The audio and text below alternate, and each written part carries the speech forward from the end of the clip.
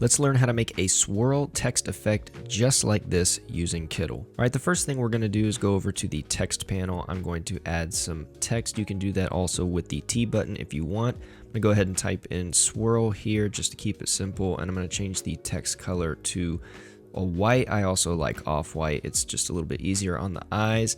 And then what we're going to do is pick a font. I'm actually going to change this later, but what I was looking for is more of a kind of bold and rounded font that would look good with the swirl kind of distorted effect. Now, obviously, this is just a basic sans serif. I am going to change it later.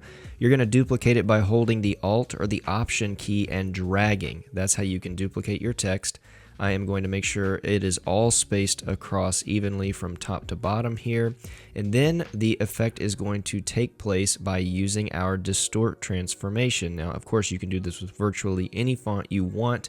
All we're going to be doing is moving these little anchor points here all around to get this kind of warped or distorted kind of swirly effect.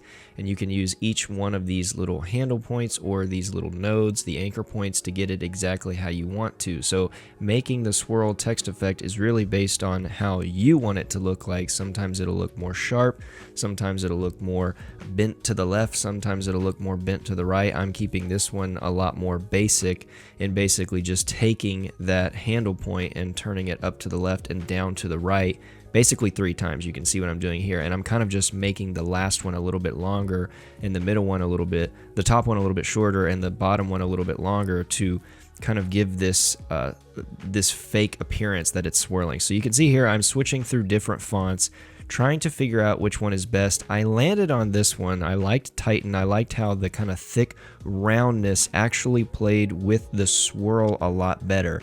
And so you're gonna have to play with this a little bit. Again, it's a super basic effect. You can see what I did here. I basically just added a gradient and I typed in spiral and added that spiral shape in the background. By the way, if you want to learn how to add gradient to text, it is super easy. I have a tutorial here on Kittl, which you can check out using the link down in the description to go check out how to do that in Kittl. So I hope you have a ton of fun making your own spiral text effects.